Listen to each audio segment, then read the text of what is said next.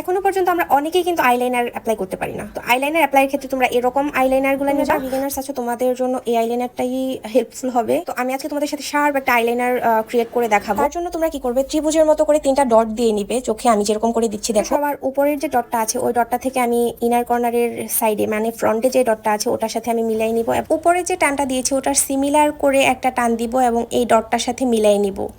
এটার ঘরটা হবে ওয়ান কাইন্ড অফ সামান্তরিকের মতো এবং পুরাটা আমি ভরাট করে নিব। আসলে যেভাবে করছি ওভাবে মুখে বলা খুব একটা ইজি না আমার কাছে, তো তোমরা জাস্ট আমি যেভাবে করে দেখালাম ওই ট্রিক্সটা যদি ফলো করো এটার শার্পনেসটা এত সুন্দর হবে। এরপরে যে টানটা আমি এঁকেছিলাম সেটার সাথে ফ্রন্ট থেকে টেনে নিয়ে পুরোটা চোখে মিলাই নিলাম। অবশ্যই মেক শিওর যে পুরোটা চোখের আইলাইনারের কালারটা একরকম আসছে কিনা, কোথাও একদম একটু কম পড়েছে কোথাও বেশি পড়েছে এরকম যাতে না দেখা যায়, তাহলে চোখের আইলাইনারটা অ্যাপ্লাই করলেও কেমন ছাকড়া ছাকড়া হয়ে থাকলে ভালো দেখায় না।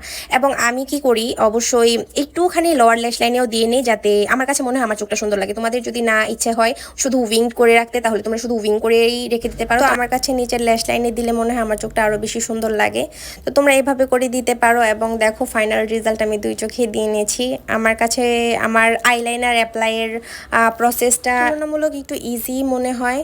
আশা করছি আমার এই ভিডিওটি তোমাদের জন্য হেল্পফুল হবে। হলে অবশ্যই আমাকে কমেন্ট করে জানাতে ভুলো না। আমার পেজ থেকে দেখে থাকলে অবশ্যই আমার পেজকে ফলো করে দিও এবং ইউটিউব থেকে দেখে থাকলে আমার চ্যানেলকে সাবস্ক্রাইব করে দিও। তো সেই অবধি সবাই ভালো থাকো, সুস্থ থাকো, আল্লাহ হাফিজ।